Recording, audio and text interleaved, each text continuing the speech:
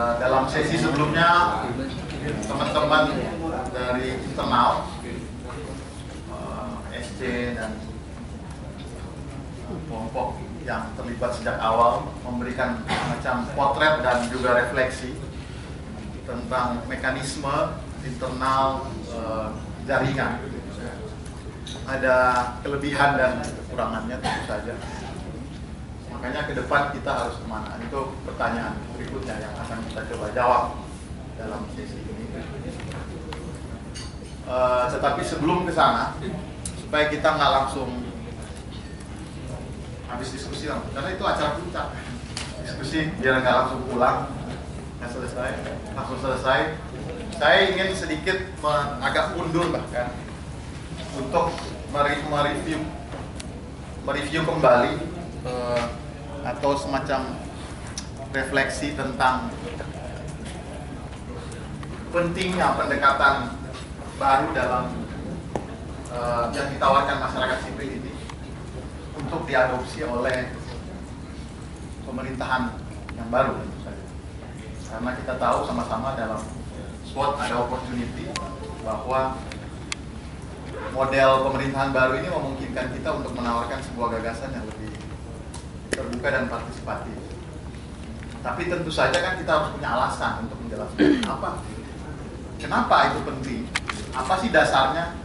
Nah, saya kira itu yang belum kita bicarakan secara tuntas, tapi saya ingin memberikan sedikit ke belakang bahwa kenapa itu penting, supaya nanti teman-teman ketika juga yang teman-teman yang di daerah khususnya ketika bertemu dengan kawan-kawan pemerintah di daerah juga bisa menjelaskan bahwa memang ini sebuah pendekatan baru dan menjadi fenomena global yang mau tidak mau kita harus adopsi. Saya kebetulan baru ingat bahwa pernah saya membuat beberapa slide belum terlalu lama dalam sebuah diskusi internal.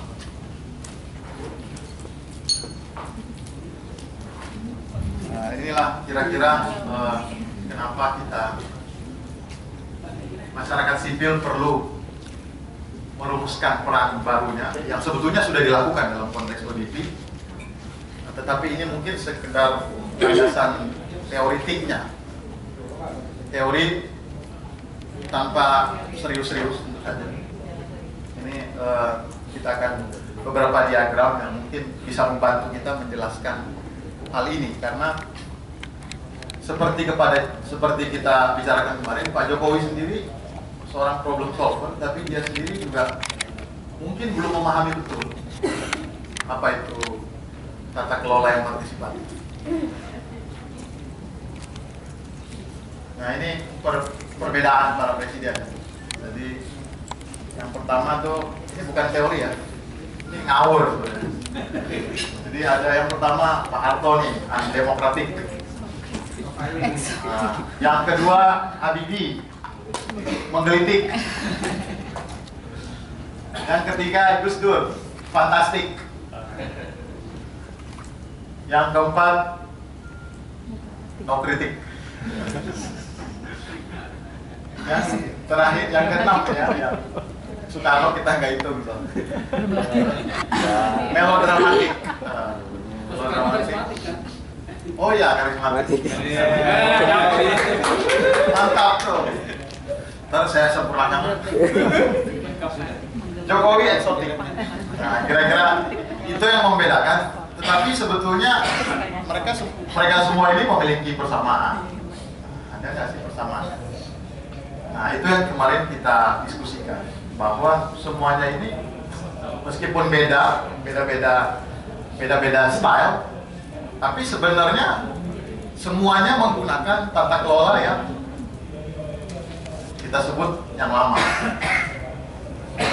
Tata kelolanya itu mengandaikan bahwa pengambil keputusan tertinggi dalam proses pengambilan keputusan itu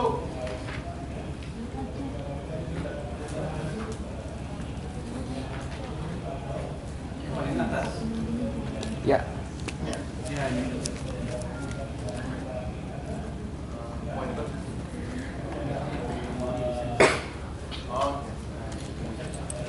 Nah, pengambil keputusannya di sini. Siapa itu? Pemimpin tertinggi revolusi. Siapakah dia? Ya, jadi walaupun mereka berbeda-beda tadi, ada perbedaan yang lucu-lucu itu, tetapi sebenarnya pengambil keputusannya tetap elit. Itu yang menyamakan mereka. Ini paradigma yang lama. Nah, dari mereka, dari pemimpin, ini hierarki karena modelnya piramid ya. Sampai ke publik itu ada perantaranya. Secara umum ya birokrasi. Kira-kira seperti itu. Jadi kalau kita nanti menjelaskan ada gambarnya gitu. Nanti teman-teman bisa ambil ini. Ini yang baru. Yang baru modelnya lebih partisipatif, inklusif, dan bahkan konsultatif. Jadi deliberatif itu konsultasi ya, intinya.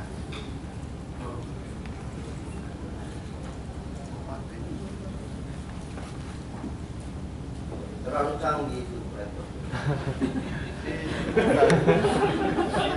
Bisa juga saya sih. Kita kan terusnya. Nah, bedanya sebetulnya struktur itu masih ada ya. Nah, masih ada di sini struktur. Tetapi proses pengambilan keputusannya melibatkan kelompok-kelompok. Kelompok-kelompok seperti ini dan dia berjejaring. Jadi tidak lagi hierarki. Pengambilan keputusannya ini udah kayak dari laba-laba lah kira-kira. Tapi tetap pemimpinnya formalnya tetap diakui. Nah ini nanti ada working group lah atau apa namanya, ada forum diskusi atau forum deliberatif ya, forum mulai perencanaan, pengawasan dan monef bisa semua. Dan ini yang pola hubungannya bisa seperti ini. Nah ini yang saya kira kita apa namanya yang kita lakukan lewat OJP sebetulnya kita sudah masuk dari paradigma lama ke paradigma baru. Nah dasarnya kenapa ada seperti ini sebetulnya kalau dalam konteks Indonesia dan juga di banyak negara lain, karena selama ini demokrasi yang prosedural, demokrasi yang kita jalankan selama ini sudah menjadi, ada yang bilang demokrasi transaksional. Jadi selesai pemilu ini bertemunya nih kayak ritual 5 tahunan antara parlemen sama apa namanya publik ya, masyarakat, akar rumput. Mereka milih 5 tahun, setelah itu ditinggalkan. Nah yang terjadi dalam proses ini semua adalah transaksi. Jadi yang ini calon kandidat-kandidat ini apa namanya sebar uang sebanyak-banyaknya supaya terpilih. Begitu dia terpilih, di sini berbagai macam kelompok kepentingan juga bertransaksi supaya lahirlah kebijakan-kebijakan yang jauh dari kepentingan publik. Sama hal yang sama kemudian dilakukan terhadap eksekutif. Nah, ini yang kemudian yang pendekatan baru demokrasi deliberatif itu tidak hanya ditinggalkan pada saat pemilu, tapi kemudian ada proses konsultasi publik. Jadi di luar pemilu kemudian ada proses yang melibatkan masyarakat sipil sehingga terjadi akuntabilitas. Nah, di tengah ini kita sebutlah namanya forum deliberatif atau apapun. Ini sebetulnya forum konsultasi berbagai kebijakan. Ini yang harus diisi oleh forum inilah, multi stakeholder ini yang harus didorong oleh masyarakat sipil. Jadi dasarnya ini yang kemudian implementasinya itu bisa bermacam-macam. Implementasinya bisa di tingkat nasional dengan kementerian, dengan lembaga negara seperti KPK, di tingkat daerah implementasinya bisa ke Pemda, dinas dan sebagainya. Kira-kira itu yang mau kita sampaikan sehingga prosesnya menjadi lebih partisipatif kalau istilah kita. Nah, oleh karena itu menjadi sangat relevan bagaimana kita membuat sebuah struktur yang bisa satu mengatur mekanisme hubungan di antara kita dan juga pada saat yang sama sebetulnya itu adalah alat bargaining position kita. Bagaimana kita meningkatkan posisi tawar sehingga kita berdiri atau duduk sejajar dengan para pengambil keputusan politik.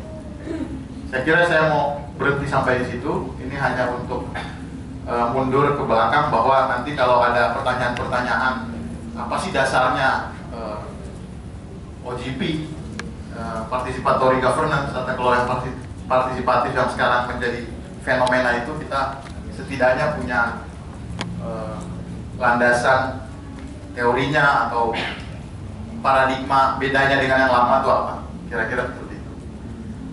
Saya kira itu aja pengantarnya, masih ada beberapa slide, tapi saya kira substansinya ada di sini.